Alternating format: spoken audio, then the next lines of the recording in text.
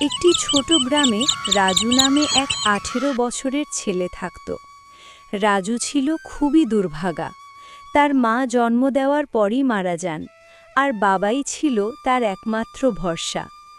রাজু যখন মাত্র ৮ বছরের, তখন তার বাবা কোনো কাজে জঙ্গলে গিয়েছিলেন, কিন্তু আর কোনো দিন ফিরে আসেননি। এরপর রাজু পুরোপুরি একা হয়ে যায়। গ্রামের এক কোণায় একটি ভাঙা ঝুপড়িতে রাজু থাকত। তার ঝুপড়ির কাছেই থাকতেন গ্রামের সরপঞ্চ আর তার স্ত্রী সীমা। তাদের নিজেদের কোনো সন্তান ছিল না, তাই রাজুর বাবা মা মারা যাওয়ার পর তারা রাজুকেই নিজের সন্তানের মতো লালন পালন করেন। পুত্র, এই খাবারটা খেয়ে নাও, কম পড়লে আবার এসে নিও। মাসি, আর কতদিন আপনাদের বোঝা হয়ে থাকব? আমাদের নিজের সন্তান নও বলে কি আমাদের উপর বোঝা হয়ে বেছ? এমন কথা আর কখনো বলবে না, চুপচাপ খাও। এই কথা বলে সীমা চলে যেতেন। রাজু শান্তিতে খাবার খেয়ে নিত। খাওয়ার পর ঝুপড়ি থেকে বেরোতেই সে জমিদারকে সামনে দেখতে পায়। রাজু কাছে গিয়ে জিজ্ঞেস করে,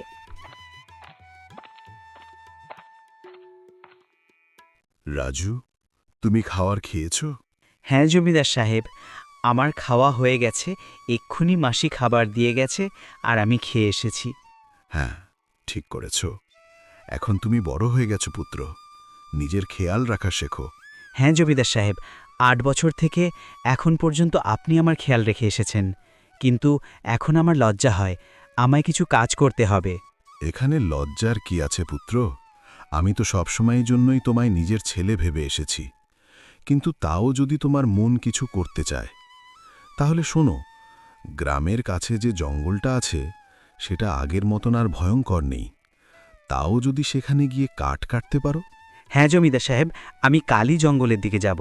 এখন সময় এসে গেছে, আমি আপনার জন্য আর আমার জন্য কিছু করি।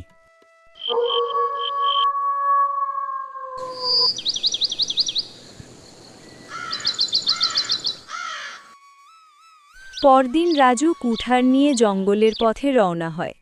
জঙ্গলে ঢুকেই সে ভাবতে থাকে, যাই বলি না কেন, কম পড়ে যাবে। ছোটবেলা থেকে জমিদার সাহেব আমার জন্য যা করেছে তার তুলনা নেই। এখন সময় হয়ে গেছে আমি আমার নিজের পায়ে দাঁড়িয়ে জমিদারের সেবা করতে পারি, তাতে যেন তাদের সন্তানের অভাব মিটে যায়, আর ওরা যেন সবসময় জন্য খুশি থাকে। রাজু তখন মনে মনে কিছু ভাবছিল। হঠাৎ তার চোখ পড়ল একটি কোকিলের দিকে, যে তাকে খুব গভীরভাবে তাকিয়ে দেখছিল। রাজু অবাক হয়ে ভাবল, এই কোকিলটা আমাকে এত মন দিয়ে কেন দেখছে? এটার আকার অন্য কোকিলদের থেকে বড়, আর দেখতে একটু ভয়ঙ্করও লাগছে। দেখে তো সাধারণ মনে হচ্ছে না। রাজু এই কথাটা মনে মনে বলতেই কোকিলটা উড়ে এসে তার একদম কাছে চলে এলো এবং মানুষের মতো কথা বলল, আমি তোমাকে ভালোভাবেই চিনি। তোমার নাম রাজু, আর তুমি মোহনের ছেলে। এই কথা শুনে রাজু খুব ভয় পেয়ে গেল। সে বলল, এটা কিভাবে সম্ভব? তুমি তো একটা কোকিল, তাহলে মানুষের মতো কথা বলছো কিভাবে? নাকি এটা আমার চোখের ভুল?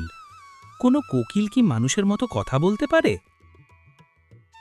না, এটা তোমার চোখের ভুল নয়। আমি সত্যিই কথা বলা কোকিল। আসলে আমি এক সময় মানুষই ছিলাম, কিন্তু এক তান্ত্রিক আমাকে অভিশাপ দিয়েছিল, আর সেই অভিশাপের ফলে আমি কোকিলের রূপ ধারণ করেছি। আমি রহস্য সম্পর্কে সব কিছু জানি। তোমার বাবা অনেক আগেই জঙ্গলে গিয়েছিলেন, কিন্তু তারপর আর কখনো ফিরে আসেননি। তুমি জানো না, কিন্তু আমি সব জানি। আমি তোমার কথায় কিভাবে বিশ্বাস করব? তুমি কি কখনো ভেবে দেখেছ তুমি এত বছর ধরে বাবাকে ছাড়া বেঁচে আছো? গ্রামে কেউই তোমার বাবার কথা বলে না, কেউ তোমাকে সাহায্যও করে না, শুধু গ্রামের জমিদার ছাড়া। কিন্তু আমি তোমার বাবার ব্যাপারে সব কিছু বলতে পারি। তোমার বাবা এখনো বেঁচে আছেন। আমি এটাও জানি তিনি এখন কোথায় আছেন। তাহলে বলো, আমার বাবা কোথায়? আমি ওনার সঙ্গে দেখা করতে চাই। আমি তোমাকে সব বলবো, কিন্তু তার আগে তোমাকে একটা কাজ করতে হবে। তোমাকে আমাকে এই অভিশাপ থেকে মুক্ত করতে হবে। এই কথা শুনে রাজুর মনে ভয় ঢুকে পড়ল। সে ভাবতে লাগল, আমার তো মনে হচ্ছে এটা কোনো রাক্ষস যে আমাকে নিজের ফাঁদে ফেলার চেষ্টা করছে। এর আগেই কোকিলটা যদি আমাকে কোনো ক্ষতি করে ফেলে, তার আগেই আমাকে এখান থেকে পালাতে হবে। এই চিন্তা করেই রাজু দ্রুত গ্রামের দিকে দৌড়ে গেল। কয়েক মুহূর্তের মধ্যেই সে নিজের বাড়িতে পৌঁছে গেল। বাড়িতে ঢুকে হাঁপাতে হাঁপাতে রাজু বলল, বাবা রে, এই জঙ্গলটা ভীষণ ভয়ঙ্কর। ওখানে এমন সব প্রাণী আছে যারা মানুষের মতো কথা বলে। আমার তো মনে হচ্ছে ওটা নিশ্চয়ই কোনো রাক্ষস ছিল। আমি আর কখনো এই জঙ্গলে যাব না। এই কথা ভাবতেই ঠিক তখনই জমিদারের স্ত্রী রাজুর জন্য খাবার নিয়ে সেখানে এলেন। রাজুকে এতটা ভীত আর ঘাবড়ানো দেখে তিনি বললেন, আরে রাজু বাবা, তুমি এত ভয় পেয়ে গেছো কেন? দেখছি ঘামছো অনেক। সব ঠিক তো? তোমার শরীর খারাপ লাগছে নাকি? না মাসি, তেমন কিছু না, শুধু একটু মাথা ব্যথা করছিল। রাজু, যদি শরীর ভালো না থাকে তাহলে এক্ষুনি কাজকর্ম করো না। আগেই খাবারটা খেয়ে নাও, তারপর একটু বিশ্রাম নাও। রাজু মাথা ব্যথার কথা বলে সত্যিটা লুকিয়ে ফেলল। মাসি আর বেশি প্রশ্ন করলেন না। তিনি খাবারটা রাজুর হাতে দিয়ে ধীরে ধীরে ঘর থেকে বেরিয়ে গেলেন। রাজু খাওয়া শেষ করে ঘুমিয়ে পড়ল।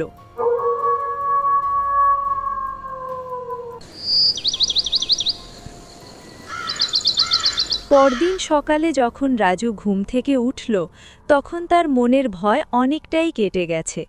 সে নিজেই নিজেকে বলল, আরে, কাল হয়তো আমি অযথাই বেশি ভয় পেয়ে গিয়েছিলাম।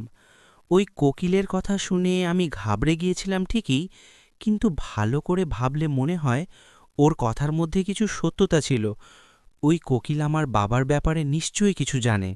এটাও তো সত্যি যে গ্রামে কেউই আমার বাবার কথা বলে না। যখনই জমিদারের কাছে বাবার কথা জানতে চেয়েছি, তিনি সব সময় কথাটা এড়িয়ে গেছেন। তোমার মা তোমাকে জন্ম দিয়েই চলে গিয়েছিলেন, আর তোমার বাবা অনেক বছর আগে জঙ্গলে গিয়েছিলেন, কিন্তু আর ফিরে আসেননি। আমাকে আবার ওই জঙ্গলে যেতেই হবে। ওই কোকিলটাকে খুঁজে বের করে আমার বাবার সম্পর্কে সব সত্য জানতে হবে। এই কথা বলে রাজু জঙ্গলের দিকে রওনা দিল। কিছুক্ষণের মধ্যেই সে ঠিক সেই জায়গায় পৌঁছে গেল যেখানে আগের দিন কোকিলটার সঙ্গে তার দেখা হয়েছিল। রাজু পৌঁছতেই দেখল কোকিলটা আগেই সেখানে উপস্থিত ছিল। রাজুকে দেখা মাত্রই সে উড়ে এসে সোজা তার সামনে এসে বসল। আমি জানতাম তুমি নিশ্চয়ই আবার আসবে, কারণ তুমি তোমার বাবা মোহনের মতোই সাহসী। আমি শুধু এই কারণেই এসেছি, কারণ আমি আমার বাবার সঙ্গে দেখা করতে চাই। তুমি বলেছিলে তুমি আমার বাবার ব্যাপারে জানো। তাহলে বলো, আমার বাবা এখন কোথায়? আমি ওনার সঙ্গে দেখা করতে চাই। গতকাল আমি বলেছিলাম এর জন্য আগে তোমাকে আমাকে এই অভিশাপ থেকে মুক্ত করতে হবে, কিন্তু তুমি চিন্তা করো না, আমি তোমার সাহায্যই করতে চাই। তুমি আমাকে তোমার বন্ধু ভাবো। আমি জানি তুমি ছোটবেলা থেকেই দারিদ্র্যের সঙ্গে লড়াই করে এসেছ, আর কখনো কখনো এই বিষয়টি নিয়ে তোমার লজ্জাও হয়। হ্যাঁ, তুমি একদম ঠিক বলছো। আমি সত্যিই গরিব। ছোটবেলা থেকেই জমিদার আর তার স্ত্রী আমাকে লালন পালন করেছেন, কিন্তু এখন সব সময় তাদের উপর বোঝা হয়ে থাকা আমার ভালো লাগে না।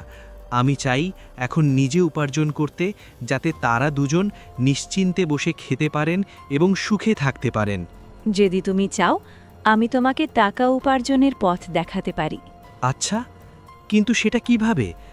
তুমি আমাকে কিভাবে সাহায্য করতে পারো? আমি এই জঙ্গলের সব রহস্য জানি। এসো, আমার সঙ্গে চলো। এসো, আমার সঙ্গে এসো। আমি তোমাকে সব খুলে বলছি এই জঙ্গলের রহস্য কি। এই কথা বলে কোয়েল উড়ে গেল আর রাজু তার পেছনে পেছনে চলল।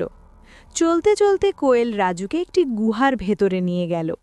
সেই গুহার ব্যাপারে কারও কিছু জানা ছিল না, কারণ এই জঙ্গলটিকে আগে খুবই বিপজ্জনক বলে মনে করা হতো। এই কারণেই মানুষ এই জঙ্গলে আসতে পছন্দ করত না। গুহার ভেতরে ঢুকতেই রাজুর চোখ পড়ল একটি পুরনো বাক্সের ওপর। সে অবাক হয়ে বলল, আরে এই বাক্সে কি আছে? আমি এখনই এটা খুলে দেখি। আরে বাপরে, এই বাক্সে তো এত সব হীরা জহরত! এই সব জিনিস কার? আর এগুলো এই নির্জন জায়গায় এই গুহায় পড়ে আছে এইভাবে কেন? নাকি কেউ এখানে রেখে গেছে? তুমি আগে ধনী হও, তারপর আমি তোমাকে বলবো কিভাবে আমি এই অভিশাপ থেকে মুক্তি পেতে পারি। আর যখন তুমি আমাকে এই অভিশাপ থেকে মুক্ত করবে, তখন আমি তোমাকে তোমার বাবার সঙ্গে দেখা করিয়ে দেব। আমি জানি তিনি কোথায় আছেন। সেই দিনের জন্যে আমি বহু দিন ধরে অধীর আগ্রহে অপেক্ষা করছি। কিন্তু একটা কথা মনে রেখো, আমার সম্পর্কে যেন কাউকে কানে কানে কিছু বলা না হয়। যদি কেউ জেনে যায়, তাহলে তোমার পক্ষে তোমার বাবার সঙ্গে দেখা করা খুব কঠিন হয়ে যাবে। এই কথা শুনে রাজু আর এক মুহূর্ত দেরি করল না। সে বাক্সটা তুলে নিয়ে ধীরে ধীরে নিজের বাড়ির দিকে রওনা দিল।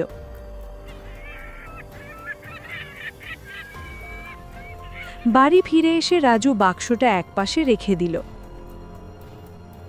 এমন সময় জমিদার আর তার স্ত্রী রাজুর জন্য খাবার নিয়ে এসে হাজির হলেন।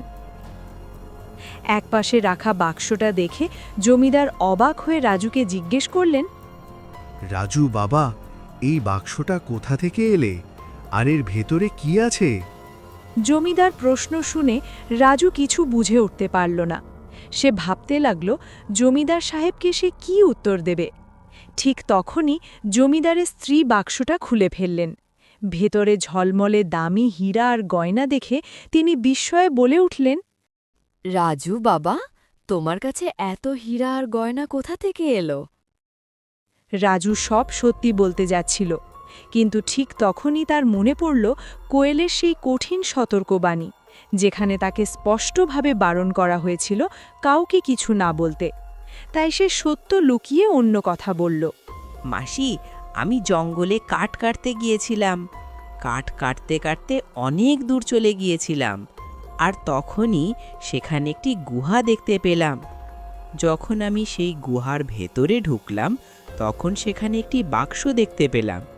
আমি সেটি সেখান থেকেই তুলে নিয়ে বাড়ি নিয়ে এলাম। রাজু, তুমি এটা ঠিক করোনি। হতে পারে এগুলো সবই জওহরাত, বাদশাহর রত্ন। সম্ভবত তিনি এগুলো সেখানে নিরাপদে রেখেছিলেন। যদি এই কথা কোনোভাবে বাদশাহ পর্যন্ত পৌঁছে যায়, তাহলে তিনি আমাদের কঠোর শাস্তি দেবেন। সরপঞ্চের মনে গভীর ভয় বাসা বাঁধল। তিনি আবারও বললেন, যদি বাদশাহ জানতে পারেন যে কেউ তার সোনা চুরি করেছে, তাহলে তিনি কাউকে ছাড় দেবেন না। তার আগেই যদি কোনোভাবে এই খবর তার কানে যায়, আমাদের তৎক্ষণাৎ এই সোনা বাদশাহর কাছে পৌঁছে দিতে হবে। সরপঞ্চের কথা শুনে রাজুর মনে ঝড় উঠল। সে মনে মনে ভাবল, এখন জমিদারকে কিভাবে বলবো যে এগুলো বাদশার জহরাত নয়? এই সোনাগুলো তো আমাকে ওই কোয়েলই দিয়েছে। কিন্তু যদি আমি সত্যিটা বলি, তাহলে আমার পক্ষে নিজের বাবার সঙ্গে দেখা করা কঠিন হয়ে যাবে।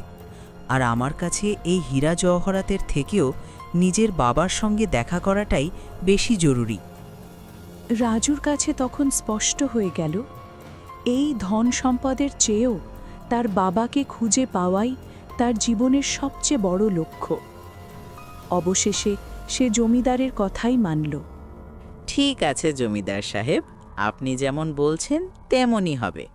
আমরা এখনই এই বাক্সটা বাদশার কাছে দিয়ে আসি। এই কথা বলে রাজু বাক্সটা নিজের মাথায় তুলে নিল। তারপর সে আর জমিদার একসঙ্গে বাদশার উদ্দেশ্যে রওনা দিল। কিছুক্ষণের মধ্যেই তারা বাদশার দরবারে পৌঁছে গেল। বাদশার সামনে বাক্সটা রেখে জমিদার মাথা নত করে বললেন, বাদশাহ সালামত, এই ছেলেটি আমার প্রতিবেশী। এটি জঙ্গলে কাঠ কাটতে গিয়েছিল। সেখানকার একটি গুহায় সেই হীরা জহরাতের বাক্সটি পেয়েছে। আমাদের সন্দেহ হল হয়তো এটি আপনারই সম্পত্তি। তাই কোনো ভুল না করে আমরা এটি আপনাকে ফিরিয়ে দিতে এসেছি। এই সব কথা শুনে বাদশাহের মনে লোভ জেগে উঠল, কারণ সে খুব ভালো করেই জানত এই বাক্সটি আসলে তার নয়। তবুও এত মূল্যবান হীরা ও জহরত চোখের সামনে দেখে তার মনে এক লোভনীয় ভাবনা জন্ম নিল। এই কথা মনে মনে ভেবে, এই হীরা জহরতগুলো আমার নয়, এটা আমি জানি, কিন্তু যখন ভাগ্যবশত এগুলো আমার হাতেই এসে গেছে, তখন আমি কেন এগুলো ছেড়ে দেব? বরং ভালো হবে এর বদলে এদের সামান্য পুরস্কার দিয়ে দিই, যাতে ওরা খুশি হয়ে যায় আর এই বিশাল ধন ভাণ্ডারও আমার কাছেই নিরাপদে থাকে। বাদশাহ মুখে বলল, হ্যাঁ, এই বাক্সটি আমারই, আমি এটিকে ওখানেই নিরাপদে রেখে দিয়েছিলাম, কিন্তু তোমরা দুজন সৎভাবে এই বাক্সটি আমার দরবারে এনে খুব ভালো কাজ করেছ। তোমাদের এই সততায় আমি অত্যন্ত খুশি, তাই তোমাদের উপযুক্ত পুরস্কার দেওয়া হবে। এই কথা বলেই বাদশাহ তার সৈন্যদের আদেশ দিল, সৈন্যরা, এই বাক্সটি এদের কাছ থেকে নিয়ে খাজানায় রেখে দাও। আর হ্যাঁ, এরা সততার প্রমাণ দিয়েছে, তাই আমার খাজানা থেকে এদের পুরস্কার হিসেবে কিছু অর্থ দিয়ে দাও, যাতে এরা খুশি হয় এবং অন্যদের জন্যেও একটি উদাহরণ হয়ে থাকে। বাদশার আদেশ অনুযায়ী সৈন্যরা রাজু ও সরপঞ্চের কাছ থেকে সেই বাক্সটি নিয়ে নিল। তার বদলে পুরস্কার হিসাবে তাদের কিছু অর্থ দেওয়া হলো। টাকাগুলো হাতে পেয়ে জমিদার খুব খুশি হলেন, কিন্তু রাজুর মনটা অস্থির হয়ে উঠল। সে ভালোভাবেই জানত বাদশাহ মিথ্যা বলছেন, তবুও সে কিছু বলতে পারল না, কারণ কোয়েল তাকে নিজের সত্য কথা প্রকাশ করতে কঠোরভাবে বারণ করেছিল। রাজু ভয় পাচ্ছিল, যদি সে সত্য কথা বলে দেয় তাহলে তার নিজের পিতার সঙ্গে দেখা করা কঠিন হয়ে যাবে, আর রাজুর কাছে ধন সম্পদের চেয়েও নিজের বাবার সঙ্গে দেখা করাটাই ছিল সবচেয়ে জরুরি। এই কারণেই সে চুপ করে রইল। কিছুক্ষণ পর রাজু ও জমিদার পুরস্কারের টাকা নিয়ে ধীরে ধীরে নিজেদের বাড়ির পথ ধরল। রাজু জমিদারের সঙ্গে তার বাড়িতে ফিরে এলো। বাড়ি পৌঁছে সে নিজের পাওয়া পুরস্কারের টাকাগুলো জমিদারের হাতে দিয়ে বলল, জমিদার সাহেব, এই টাকাটাও আপনিই রাখুন। আপনি সব সময় আমার দেখাশোনা করেছেন। আমি খুশি যে এই টাকা আপনার কাজে লাগবে। জমিদার কিছু বলার আগেই রাজু সেখান থেকে চলে গেল। পরদিন সকাল হতেই রাজু আবার জঙ্গলের দিকে রওনা দিল। অল্প সময়ের মধ্যেই সে জঙ্গলের সেই একই জায়গায় পৌঁছে গেল, যেখানে প্রথমবার তার কোয়েলের সঙ্গে দেখা হয়েছিল। ঠিক তখনই সেখানে একজন সাধু এসে উপস্থিত হলেন। সেই সাধু একটি বড় বটগাছের নিচে বসেছিলেন। রাজুকে দেখে তিনি জিজ্ঞেস করলেন, আরে বাবা, তুমি কে? আর এই জঙ্গলে কি করছো? আমি মোহনের ছেলে। আমি এই জঙ্গলে প্রায়ই আসা যাওয়া করি। এই কথা শুনে সাধু হঠাৎ চমকে উঠলেন। মুহূর্তের জন্য তার মুখের ভাব বদলে গেল, কিন্তু তিনি কিছুই বললেন না। নিঃশব্দে উঠে সেখান থেকে চলে গেলেন। সাধু চলে যেতেই কোয়েল উড়ে এসে সেখানে পৌঁছল। সে রাজুকে জিজ্ঞেস করল, ওই সাধু তোমাকে কি বলছিল? কিছুই না, সে শুধু জানতে চাইছিল আমি কে আর এখানে কি করছি। আমি তাকে বলেছি যে আমি মোহনের ছেলে আর এখানে আসা যাওয়া করি। ওই সাধু আসলে একজন ধোঁকাবাজ। সে শুধু সাধুর বেশ ধারণ করেছে, কিন্তু ভেতরে সে একেবারে শয়তান। তার সঙ্গে আমার কোনো কাজ নেই। আমার চিন্তা শুধু তোমাকে আর আমার পিতাকে নিয়ে। তুমি আমাকে বলো আমি কিভাবে এই অভিশাপ থেকে মুক্তি পেতে পারি। যদি তুমি আমাকে মুক্ত করতে চাও তবে আমার সঙ্গে চলো। এই কথা বলে কোয়েল রাজুকে একটি গুহার ভেতরে নিয়ে গেল। সেই গুহার ভেতরে একটি শিশিরে ভেজা কাঁচের বোতল পড়েছিল, যার ভেতরে ঝিলমিল করা এক রহস্যময় তরল ভরা ছিল। কোয়েল বলল, আগামীকাল পূর্ণিমার রাত, ঠিক মধ্যরাতে তোমাকে এই জায়গায় এসে চোখ বন্ধ করে এই বোতলটি ভেঙে দিতে হবে। বোতল ভাঙতেই এর ভেতরের প্রভাব থেকে আমি মুক্ত হয়ে যাব, আর তারপর আমি তোমাকে তোমার বাবা কোথায় আছেন সব বলে দেব। আমি কি এখনই এটা ভেঙে দেব? না, আগামীকাল পূর্ণিমার রাত। এই বোতল তুমি শুধু আগামীকালই ভাঙতে পারবে। এই কথা বলেই সেই কোয়েল ডানা ঝাপটিয়ে উড়ে গেল, আর রাজুও ধীরে ধীরে নিজের বাড়ির দিকে রওনা দিল। কিন্তু রাজু জানত না, অন্যদিকে সেই সাধু গাছের আড়ালে লুকিয়ে এই দুজনের সব কথাবার্তা শুনছিল। কিছুক্ষণ পর সেও চুপি চুপি রাজুর পেছনে পেছনে চলতে লাগল। যখন রাজু নিজের বাড়ির কাছাকাছি পৌঁছালো, তখন হঠাৎ সে বুঝতে পারল সাধু এখনও তার পেছনেই আছে। রাজু থেমে গেল। সাধু কাছে এসে গম্ভীর স্বরে বলল, আমি নিজের চোখে দেখেছি তুমি ওই কোয়েলের সঙ্গে কথা বলছিলে। দেখো, তুমি এই কোয়েলকে ঠিকমতো চেনো না। এটা কোনো সাধারণ কোয়েল নয়। আমি সব জানি। হয়তো আপনি অনেক কিছু জানেন, কিন্তু ওই কোয়েল আমার বাবার ব্যাপারে জানে, আর আমি যে কোনো মূল্যে আমার বাবাকে ফিরে পেতে চাই। তোমার বাবা এখন এই দুনিয়ায় নেই। ওই কোয়েল তোমাকে ফাঁদে ফেলে নিজের অভিশাপ থেকে মুক্তি পেতে চায়। সাধু কিছু বলতে যাচ্ছিল, ঠিক তখনই রাজু তাকে ধাক্কা দিয়ে কঠোর স্বরে বলল, আরে সাধু মহারাজ, আমি সাধুদের সম্মান করি, কিন্তু তোমার মতো ভণ্ড সাধুদের নয়। মনে রেখো, এরপর আমি একটাও কথা সহ্য করব না। ভালো হবে চুপচাপ এখান থেকে চলে যাও। চলে যাও, নইলে তোমার জন্য ভালো হবে না। এই কথা বলেই রাজু সেখান থেকে সোজা নিজের বাড়ির দিকে চলে গেল। অন্যদিকে জমিদার আর তার স্ত্রী যখন ঘর থেকে বাইরে বেরোলেন, তখন তাদের নজর পড়ল সেই সাধুর ওপর। দুজনেই তার কাছে এগিয়ে গেলেন। জমিদার বিস্মিত হয়ে জিজ্ঞেস করলেন, আরে সাধু মহারাজ, আপনি এখানে কি করছেন? আমি রাজুকে সত্যটা বোঝানোর চেষ্টা করেছিলাম, কিন্তু সে কিছুতেই শুনতে রাজি হলো না। ও এখন ওই কোয়েলকে অভিশাপ থেকে মুক্ত করতে চায়।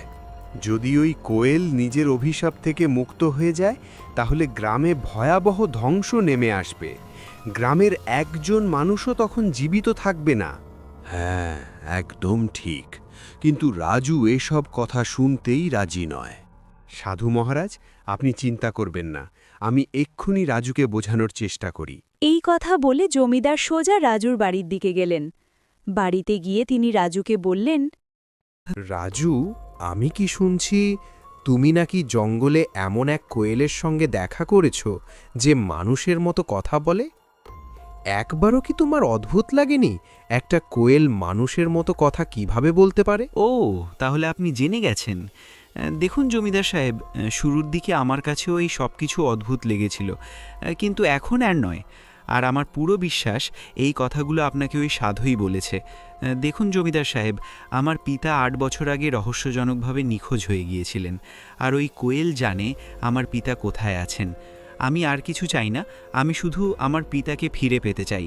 আমি তার সঙ্গে একবার দেখা করতে চাই। বেটা, তুমি তোমার পিতার সম্পর্কে কিছুই জানো না। হ্যাঁ, আমি জানি না, একেবারেই জানি না, কারণ আপনি কখনো আমাকে কিছু বলেননি, গ্রামবাসীরাও কিছু বলেনি। তাহলে আমি কিভাবে জানতাম? এখন আমি কার কথায় বিশ্বাস করব বলুন? আমার শুধু ওই কোয়েলের কথাতেই বিশ্বাস আছে। আর আগামীকাল পূর্ণিমার রাত, আগামীকালই আমি ওই কোয়েলকে অভিশাপ থেকে মুক্ত করে দেব, আর ওই কোয়েল অভিশাপ থেকে মুক্ত হয়ে আমাকে আমার পিতার সঙ্গে মিলিয়ে দেবে। এই কথাগুলো বলেই রাজু রাগে ঘর থেকে বেরিয়ে গেল। রাজু, আমার কথা শোনো। থামো, থামো। জমিদার বারবার ডাকলেন, কিন্তু রাজু একবারও পেছনে তাকালো না। সে ঘর থেকে বেরিয়ে গেল। সে আর কোনো কথা শোনেনি এবং বাড়ি থেকে বেরিয়ে গেল। জমিদারও বাড়ির বাইরে এলেন এবং সাধুও বাড়ির বাইরেই দাঁড়িয়েছিলেন। জমিদার সাধুকে বললেন, রাজু কোথায় গেল তা আমরা জানি না। এখন আমাদের কাল পর্যন্ত অপেক্ষা করতে হবে এবং জঙ্গলে গিয়ে রাজুকে বোতল ভাঙা থেকে আটকাতে হবে। পরের রাতে সাধু জমিদারকে সঙ্গে নিয়ে জঙ্গলে সেই গুহার কাছে গেলেন এবং বললেন, এই সেই গুহা যেখানে সেই বোতলটি পড়ে আছে, যার ভেতরে ডাইনি কোয়েলের শক্তি বন্দী রয়েছে। রাজু অবশ্যই এখানে আসবে। চলো আমরা এক পাশে লুকিয়ে থাকি। এই কথা বলে দুজনেই গুহার একপাশে লুকিয়ে পড়লেন। ঠিক সেই সময়ে রাজু সেখানে এসে পৌঁছালো। রাজুকে দেখে কোয়েল উড়ে এসে তার কাছে এলো এবং বলল, এখানে সাধু আর জমিদার এসেছে। ওরা গুহার একপাশে চুপচাপ দাঁড়িয়ে আছে। ওরা তোমাকে এই বোতল ভাঙতে বাধা দেবে, কিন্তু তুমি ওদের কথা শুনবে না। যদি তুমি ওদের কথা শোনো, তাহলে তুমি কখনোই তোমার বাবার সঙ্গে দেখা করতে পারবে না। না, আমি ওদের কথা মানব না। ঠিক আছে, তাহলে এখনই যাও। ওই বোতলটা তুলে নিয়ে এসো আর সেটাকে ভেঙে দাও। রাজু তাড়াতাড়ি গুহার ভেতরে ঢুকে পড়ল এবং সেই বোতলটা তুলে আনল।